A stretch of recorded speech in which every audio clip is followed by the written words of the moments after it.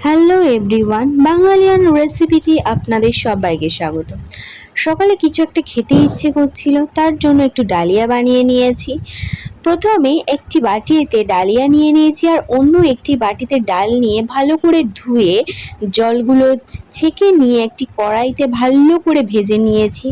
একটু ভাজা ভাজা হয়ে গেলে তার উপরে একটুখানি তেল দিয়ে ভালো করে নেড়ে চেড়ে নিয়েছি। তারপর একে একে যে সবজিগুলো আপনাদের পছন্দ সেগুলো দিয়ে দিতে পারেন। আমার তো কুমড়ো আর আলু ভালো লাগে, তাই কুমড়োর আলুটা দিয়ে দিয়েছি। দিয়ে ভালো করে নেড়ে চেড়ে নিয়ে একটু ভাজা ভাজা হয়ে গেলে তার উপরে ডালিয়াটা দিয়ে দিয়েছি।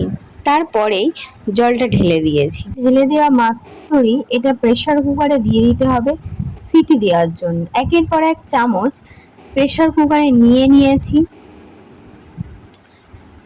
সবগুলো প্রেসার কুকারে নিয়ে নেওয়ার পর এতে কিছু পরিমাণ লবণ দিয়েছি এবং সুন্দর স্মেলের জন্য কিছু পরিমাণ তেল দিয়ে এটাকে ঢাকনা দিয়ে দিয়েছি।